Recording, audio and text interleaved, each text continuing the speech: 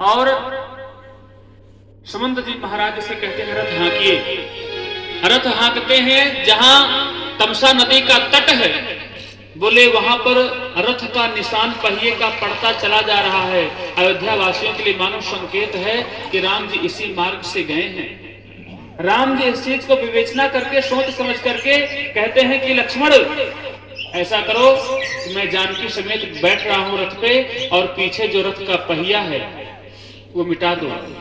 लक्ष्मण जी महाराज रथ के पीछे का जो पहिया है अपने पैर से हाथ से जल्दी जल्दी उसको मिटाते आ रहे हैं कि रथ का पहिया का निशान ना रहे, नहीं तो निशान के पीछे पीछे सारे अयोध्यावासी आ जाएंगे। उल्टा मुख करके मिटाते हुए आए हैं। और उसके बाद में कहते हैं महाराज राम जी वहां से भी गमन किए हैं। प्रातःकाल की बेला हुई, सभी लोग अयोध्यावासी सोचते हैं कि राम जी कहां गए। वहां पर सभी लोग रोते हैं और उसके बाद कहते हैं राम जी के विरह में रो करके कहते हैं कि राम जी हमको छोड़ करके चले गए। कुछ लोग वहां पर अपना प्राण त्याग दिए, कुछ लोग घर से वैराग्य हो गए वहीं पर। इसीलिए अयोध्या जी को कहा गया है वैराग्य की नगरी। प्रेम की नगरी कौन सी है? वृंदावन। ज्ञान की नगरी कौन सी है? काशी विश्वनाथ। ज्ञान की नगरी है वहां महाराज। और ज्ञान की नगरी क्यों है? एक बात मैंने और भी बताई थी, क्योंकि भोले बाबा के नाते। और भोले बाबा ज्ञान की बात करते हैं मां पार्वती से। कहां पर? ज्ञान घाट पर, कैलाश पर्वत के दिव्य शिखर पर। इसलिए ज्ञान की नगरी काशी विश्वनाथ में। तपस्या की धरती कौन है? उत्तर प्रदेश का सीतापुर जनपद, नैमिषारण्य की भूमि। जितने बड़े बड़े लोग तपस्वी हैं वहीं पे तपस्या करते हैं। दशरथ जी महाराज, सनकादिक जी महाराज, सनक सनातन सनत कुमार और सूत जी महाराज सब तपस्या वहीं करते हैं। तपस्या की धरती है।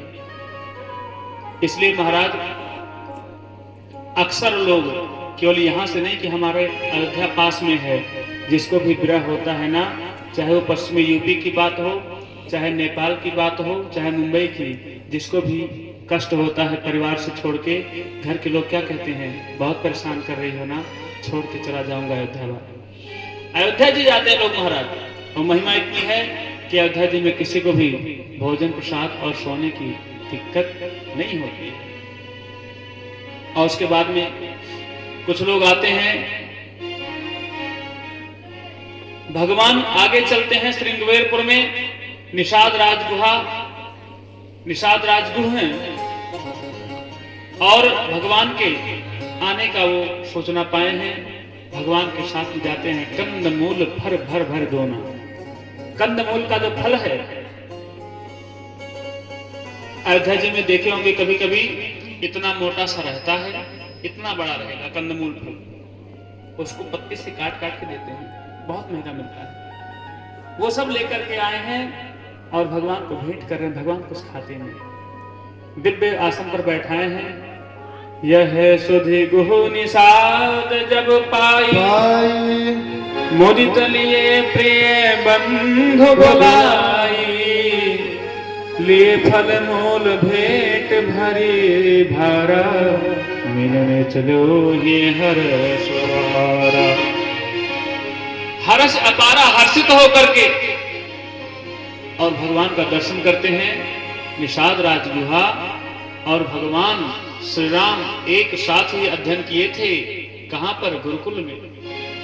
भगवान राम चक्रवर्ती सम्राट के पुत्र थे, वेद वेदांत अध्ययन करते थे। और निषाद राजगुहा और उसके पिताजी आश्रम में जाकर के झाड़ू पोछा लगाते थे महाराज। गौ मैया के गोबर से लेपन करते थे और वहां पर जाकर के पीछे ज्ञान उपदेश, वेद नहीं पढ़ते थे ना, आश्रम में सेवा करते थे। जो वेद पढ़ा करके श्री वशिष्ठ जी महाराज और भगवान राम को समेत सभी बालकों को जो वेद का अर्थ होता था उसको सुनाते थे। ब्राह्मण और क्षत्रिय और वैश्य केवल 3 लोग ही वेद वेदांत पढ़ने के अधिकारी हैं। क्यों? क्योंकि ये द्विज हैं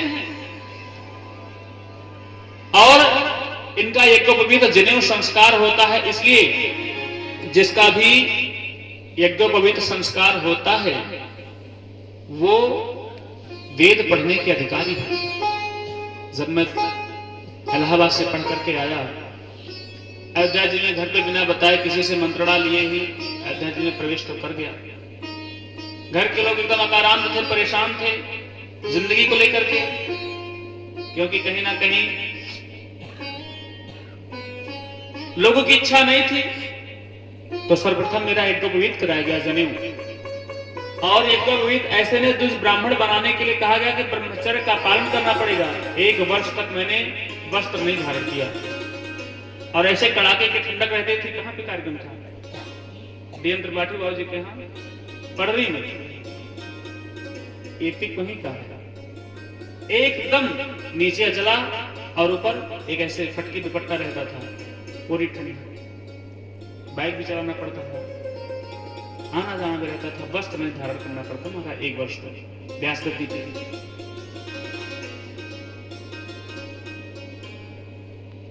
बहुत कष्ट की यातनाएं झेलनी पड़ती हैं। वो कष्ट इतना रहता है कि बोले जैसे आपके सर पे गेहूं का या धान का बोझा खूब ओवरलोड लाद दिया जाए। बोझा पहले चलते थे, ओवरलोड हो जाए और आपको फरवार तक जाना था। ये फरवार ही तो है, क्या बोलते हैं उसको? फरवार बोलते हैं, याद है, जहां पर पहले धान दाया जाता था, खलिहान। सॉरी, हम तो और पुराने पहुंच गए, फरवार पहले बोलते थे, अब तो खलिहान मान लो, समझ जाएंगे। तो उस खलिहान में लाते खेत से, तो इतना ओवरलोड रहता था कि चलते भी थे, सर दर्द करता था। मन में यही बात रहती थी कि कितने जल्दी जाकर के उसको पटक दे, अब चलने की इच्छा नहीं है, लेकिन नुकसान हो जाएगा अगर यहां कहीं पटक देंगे, इसलिए वहां तक कष्ट सह करके जाना पड़ता था। ये बात मन में ज्ञान था। क्यों? क्योंकि जॉब छोड़ करके आया था, पढ़ाई छोड़ करके आया था। पढ़ाई पीरियड में ही जॉब लग गया, विकास धाम बस्ती में, कृषि विभाग में। और उसके बाद में बेटा नंबर 11 में आजमगढ़ में मेडिकल री मेडिकल में छठे, नहीं तो पुलिस की भी नौकरी लग गई थी। 4 लाख रुपए लग रहा था, मैं कहा नहीं करनी, कभी क्रेज ही नहीं दी उसको। और उसके बाद में धर्म में जब आए महाराज, तो बोले वहां पर कष्ट की यातनाएं बहुत भोगनी पड़ती थी। साधु संत हैं, किसी का अपमान नहीं करना है, लाइक तो नहीं लगता। और उसके बाद में कहा गया है कि 80% ही साधु ठीक है, बाकी 20% तो इतने कष्टदायी हैं कि महाराज रैगिंग करते हैं, कष्ट देते हैं। वहां से निकल करके आना पड़ा। यज्ञोपवीत करा करके वेद वेदांग पढ़ा गया। हम ब्राह्मण बालक थे, उसके बाद भी जब तक मेरा यज्ञोपवीत संस्कार नहीं हुआ तब तक वेद पढ़ने के अधिकारी हम भी नहीं हुए। आज के कुछ ढोंगी संस्थाएं जैसे ये हैं जो जनेऊ महिलाओं का करा रहे हैं, किस धर्म से? गायत्री वाले महिलाओं का यज्ञोपवीत, महिलाओं का कहां से यज्ञोपवीत होने लगा? गायत्री धर्म वाले, गायत्री शक्तिपीठ वाले, सब बेधर्मी कहीं के। धर्म तो सब कुछ कर रहे हैं, लेकिन महिलाओं का यज्ञोपवीत पहनाने के नाते वेद ने उनका तिरस्कार कर दिया। क्यों? कोई बता दे आज तक मां सुइया, मां जानकी, मां सती, मां सीता, मां राधा रानी किसी गुरुकुल में गई हो पढ़ने के लिए? वेद की आवश्यकता यही पड़ती है। और पुरुष हमेशा पवित्र माने गए हैं, महिलाएं पवित्र नहीं मानी गई हैं। पुरुषों को, शास्त्र की बात कर रहा हूं, जब वृत्तासुर राक्षस का इंद्र जी ने मर्दन किया, मार डाले, तो ब्रह्म हत्या का पाप लग गया इंद्र जी को। और पाप लग गया तो बोले अब क्या करें? तो उसमें 4 लोगों को विभाजित करने के लिए पाप बुलाए। किसको? सर्वप्रथम जल को। कहें अगर ब्रह्म हत्या का पाप आप थोड़ा सा बंटवारा कर लेंगे जल को, वरुण देवता को, तो बोले मैं उसके बदले में आपको बहुत कुछ दे दूंगा। कहें क्या?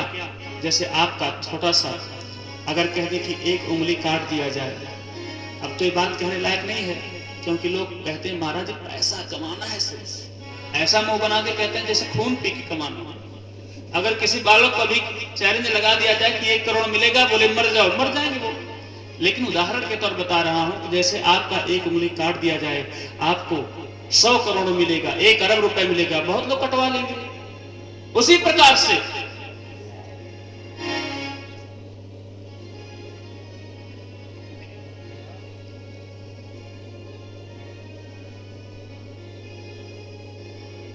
कौन सा बात बोला था उसके पहले?